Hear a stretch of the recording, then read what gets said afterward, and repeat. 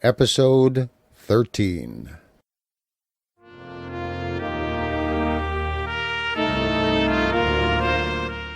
Heretics by G.K. Chesterton.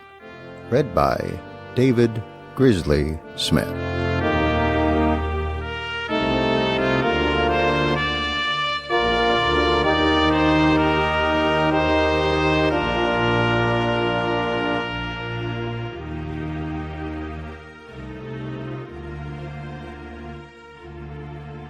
Part 14.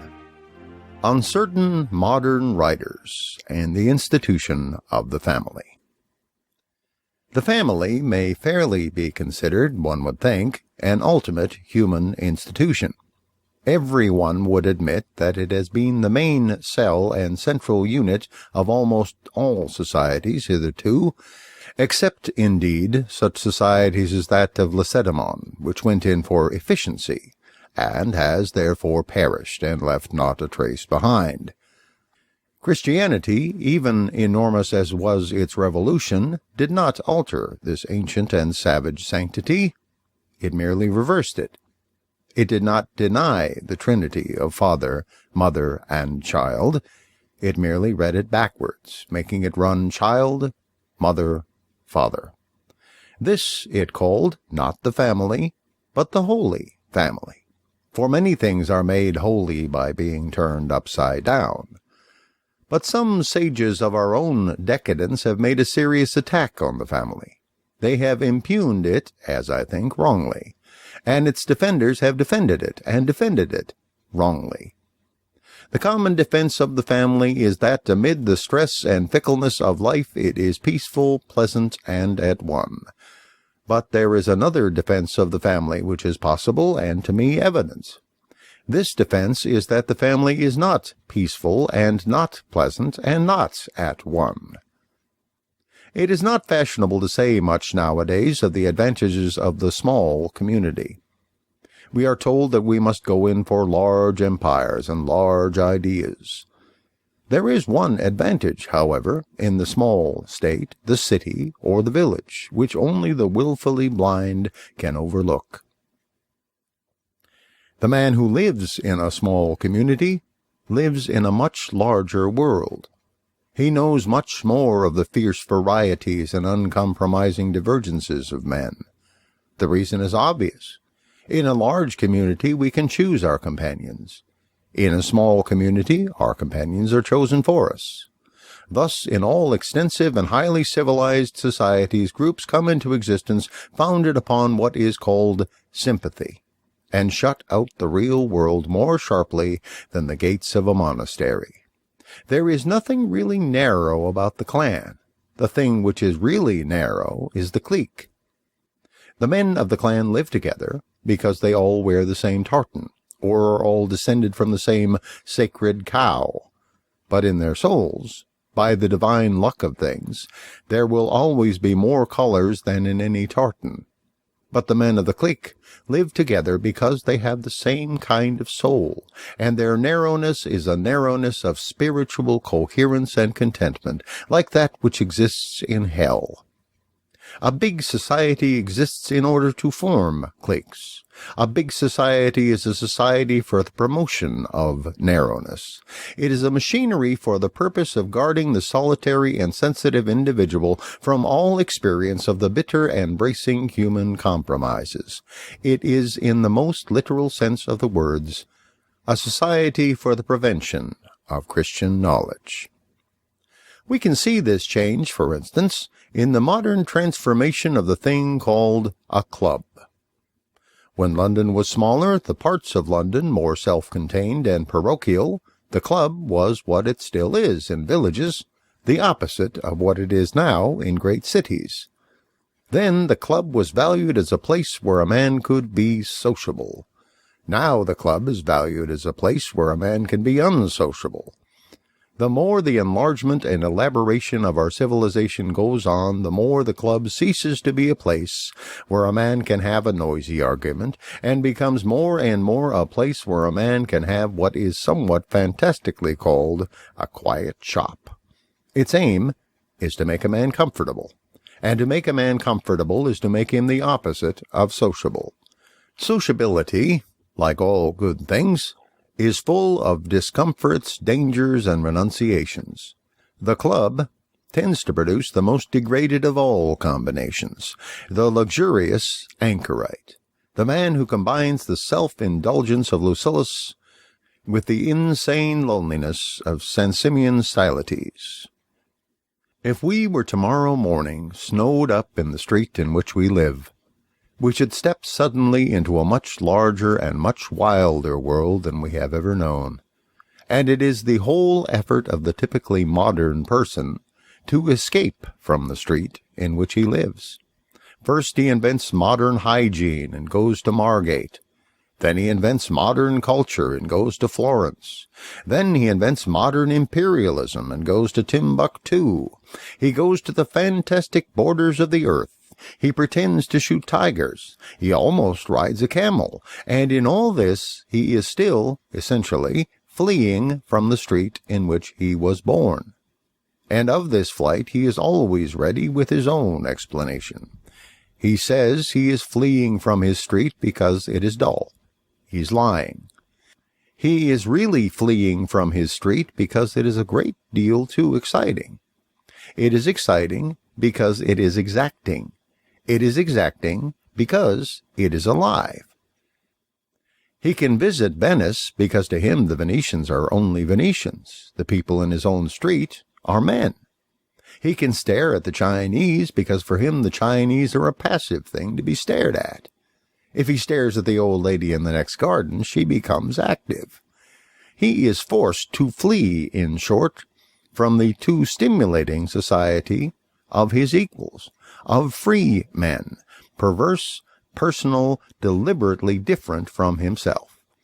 The street in Brixton is too glowing and overpowering. He has to soothe and quiet himself among tigers and vultures, camels and crocodiles. These creatures are indeed very different from himself, but they do not put their shape or color or custom into a decisive intellectual competition with his own. They do not seek to destroy his principles and assert their own. The stranger monsters of the suburban street do seek to do this. The camel does not contort his features into a fine sneer because Mr. Robinson has not got a hump. The cultured gentleman at number 5 does exhibit a sneer because Robinson has not got a dado. The vulture will not roar with laughter because a man does not fly. But the major at number 9 will roar with laughter because a man does not smoke. The complaint we commonly have to make of our neighbors is that they will not, as we express it, mind their own business. We do not really mean that they will not mind their own business. If our neighbors did not mind their own business, they would be asked abruptly for their rent and would rapidly cease to be our neighbors. What we really mean when we say that they cannot mind their own business is something much deeper. We do not dislike them because they have so little force and fire that they cannot be interested in themselves.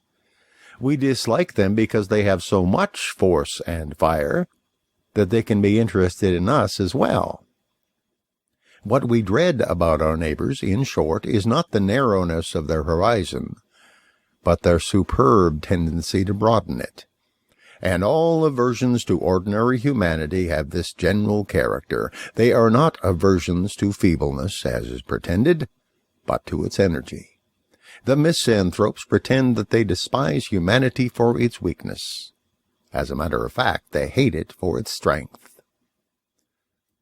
Of course, this shirking from the brutal vivacity and brutal variety of common men is a perfectly reasonable and excusable thing, as long as it does not pretend to any point of superiority. It is when it calls itself aristocracy, or aestheticism, or a superiority to the bourgeoisie, that its inherent weakness has injustice to be pointed out. Fastidiousness is the most pardonable of vices, but it is the most unpardonable of virtues. Nietzsche, who represents most prominently this pretentious claim of the fastidious, has a description somewhere, a very powerful description in the purely literary sense, of the disgust and disdain which consume him at the sight of the common people with their common faces, their common voices, and their common minds. As I have said, this attitude is almost beautiful, if we may regard it as pathetic. Nietzsche's aristocracy has about it all the sacredness that belongs to the weak. When he makes us feel that he cannot endure the innumerable faces, the incessant voices, the overpowering omnipresence which belongs to the mob, he will have the sympathy of anybody who has ever been sick on a steamer or tired in a crowded omnibus. Every man has hated mankind when he was less than a man. Every man has had humanity in his eyes like a blinding fog, humanity in his nostrils like a suffocating smell. But when Nietzsche has the incredible lack of humor and lack of imagination to ask us to believe that his aristocracy is an aristocracy of strong muscles or an aristocracy of strong wills, it is necessary to point out the truth. It is an aristocracy of weak nerves. We make our friends. We make our enemies. But God makes our next-door neighbor. Hence, he comes to us clad in all the careless terrors of nature. He is as strange as the stars, as reckless and indifferent as the rain. He is man, the most terrible of the beasts. That is why the old religions and the old scriptural language showed so sharp a wisdom when they spoke not of one's duty towards humanity, but one's duty towards one's neighbor. The duty towards humanity may often take the form of some choice which is personal or even pleasurable. That duty may be a hobby. It may even be a dissipation. We may work in the East End because we are peculiarly fitted to work in the East End, or because we think we are. We may fight for the cause of international peace because we are very fond of fighting. The most monstrous martyrdom, the most repulsive experience, may be the result of choice or a kind of taste. We may be so made as to be particularly fond of lunatics or specially interested in leprosy.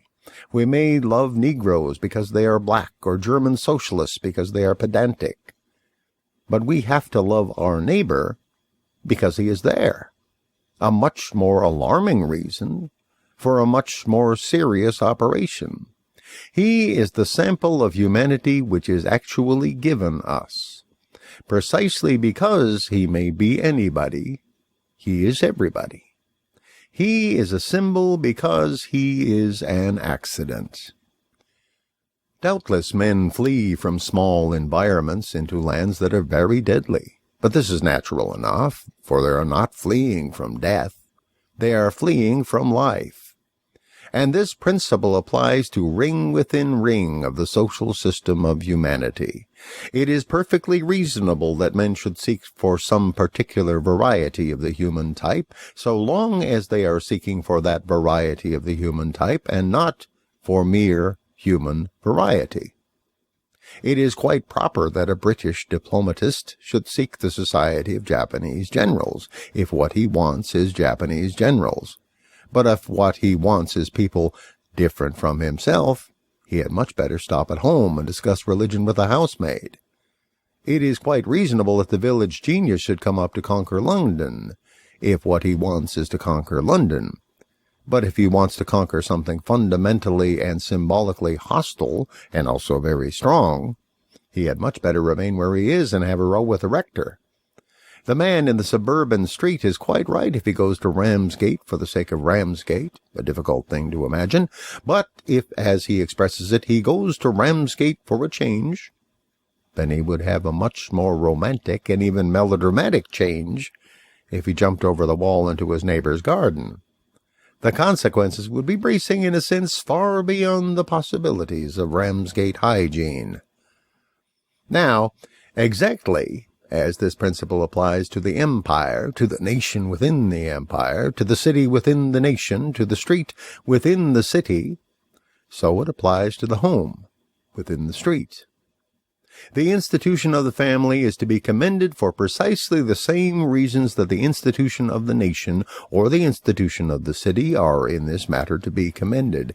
It is a good thing for a man to live in a family for the same reason that it is a good thing for a man to be besieged in a city.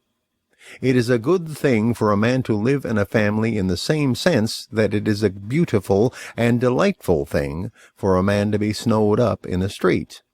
They all force him to realize that life is not a thing from outside, but a thing from inside. Above all, they all insist upon the fact that life, if it be a truly stimulating and fascinating life, is a thing which, of its nature, exists in spite of ourselves.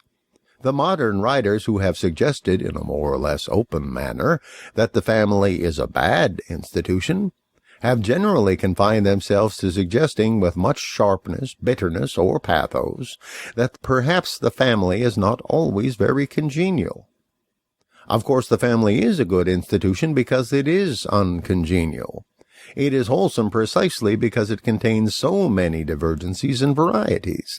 It is, as the sentimentalists say, like a little kingdom, and like most other little kingdoms, is generally in a state of something resembling anarchy.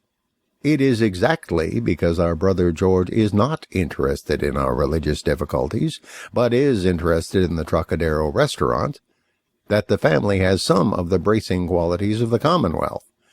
It is precisely because our Uncle Henry does not approve of the theatrical ambitions of our sister Sarah that the family is like humanity. The men and women who, for good reasons and bad, revolt against the family are, for good reasons and bad, simply revolting against mankind. Aunt Edith is unreasonable, like mankind. Papa is excitable, like mankind. Our youngest brother is mischievous, like mankind. Grandpapa is stupid, like the world. He is old, like the world. Those who wish, rightly or wrongly, to step out of all this, do definitely wish to step into a narrower world. They are dismayed and terrified by the largeness and variety of the family.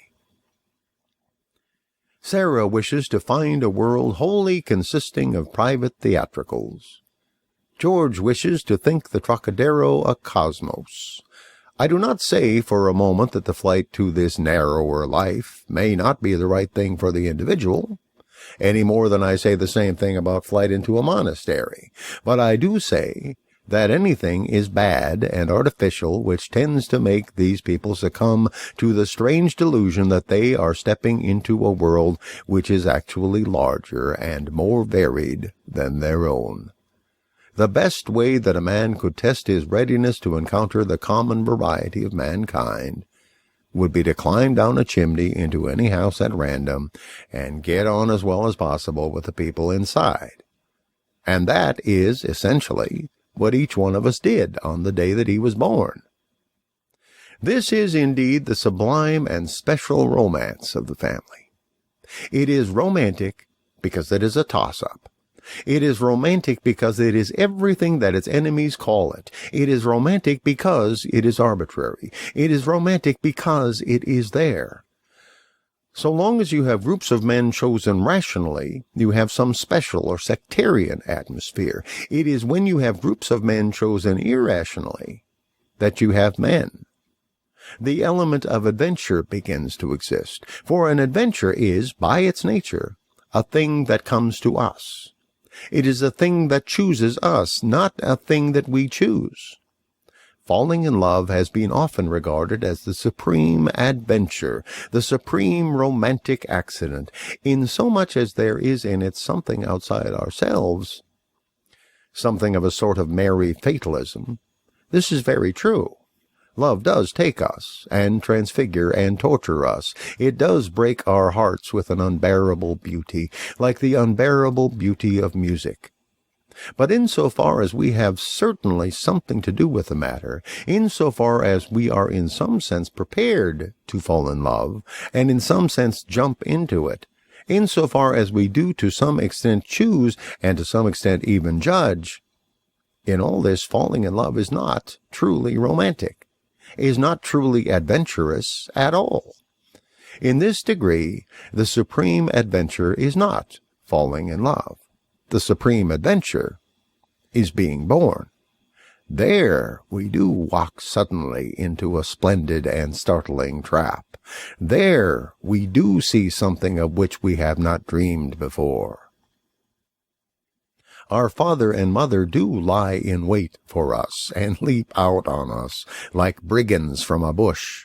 Our uncle is a surprise. Our aunt is, in the beautiful common expression, a bolt from the blue. When we step into the family by the act of being born, we do step into a world which is incalculable, into a world which has its own strange laws, into a world which could do without us, into a world we have not made.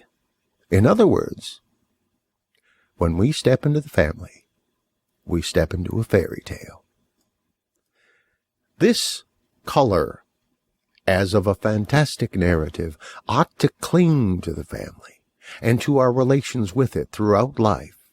Romance is the deepest thing in life. Romance is deeper even than reality. For even if reality could be proved to be misleading, it could still not be proved to be unimportant or unimpressive. Even if the facts are false, they are still very strange. And this strangeness of life, this unexpected and even perverse element of things as they fall out, remains incurably interesting. The circumstances we can regulate may become tame or pessimistic, but the circumstances over which we have no control remain godlike to those who, like Mr. Micawber, can call on them and renew their strength. People wonder why the novel is the most popular form of literature. People wonder why it is read more than books of science or books of metaphysics. The reason is very simple. It is merely that the novel is more true than they are. Life may sometimes legitimately appear as a book of science. Life may sometimes appear, and with a much greater legitimacy, as a book of metaphysics. But life is always a novel. Our existence may cease to be a song. It may cease even to be a beautiful lament. Our existence may not be an intelligible justice or even a recognizable wrong. But our existence is still a story. In the fiery alphabet of every sunset is written, "To be continued in our next." If we have sufficient intellect, we can finish a philosophical and exact deduction and be certain that we are finishing it right. With adequate brain power, we could finish any scientific discovery and be certain that we were finishing it right. But not with the most gigantic intellect could we finish the simplest or silliest story and be certain that we were finishing it right. That is because a story has behind it not merely intellect, which is partly mechanical, but will, which is in its essence divine. The narrative writer can send his hero to the gallows if he likes in the last chapter but one. He can do it by the same divine caprice whereby he, the author, can go to the gallows himself, and to hell afterwards if he chooses.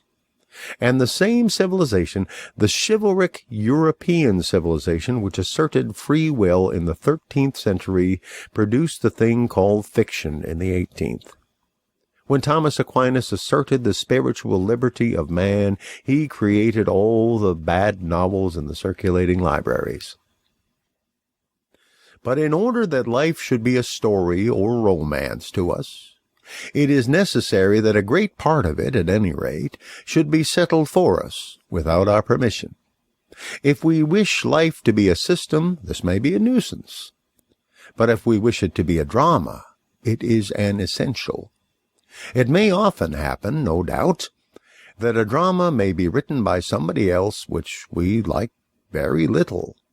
But we should like it still less if the author came before the curtain every hour or so and forced on us the whole trouble of inventing the next act. A man has control over many things in his life. He has control over enough things to be the hero of a novel. But if he has control over everything, there would be so much hero that there would be no novel. And the reason why the lives of the rich are at bottom so tame and uneventful is simply that they can choose the events. They are dull because they are omnipotent. They fail to feel adventures because they can make the adventures. The thing which keeps life romantic and full of fiery possibilities is the existence of these great, plain limitations, which force all of us to meet the things we do not like or do not expect. It is vain for the supercilious moderns to talk of being in uncongenial surroundings. To be in a romance is to be in uncongenial surroundings. To be born into this earth is to be born into uncongenial surroundings. Hence, to be born into a romance. Of all these great limitations and frameworks which fashion and create the poetry and variety of life, the family is the most definite and important.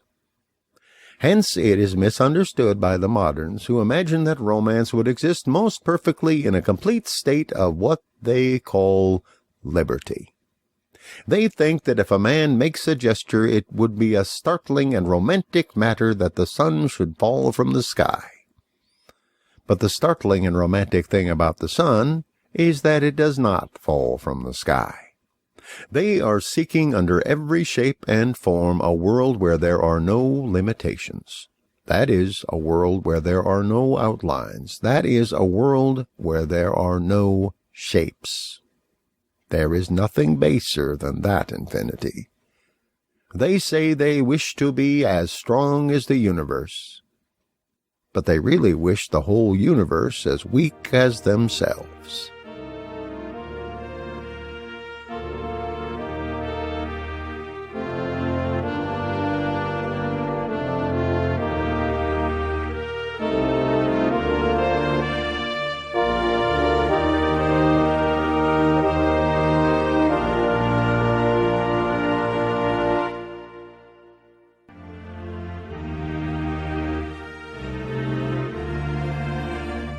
Thank you for listening to Heretics, written by G.K. Chesterton in about 1905, read by David Grizzly Smith in about 2009. Theme music for this book is Faxted, written by Gustav Holst in 1921, arranged by Kevin MacLeod in 2006. This recording is released under a Creative Commons Attribution, Non-Commercial, No Derivatives 3.0 license. Your comments are appreciated, and please share this recording with your friends. But share the whole recording, don't sell it, and tell people where you found it and who created it. Thank you.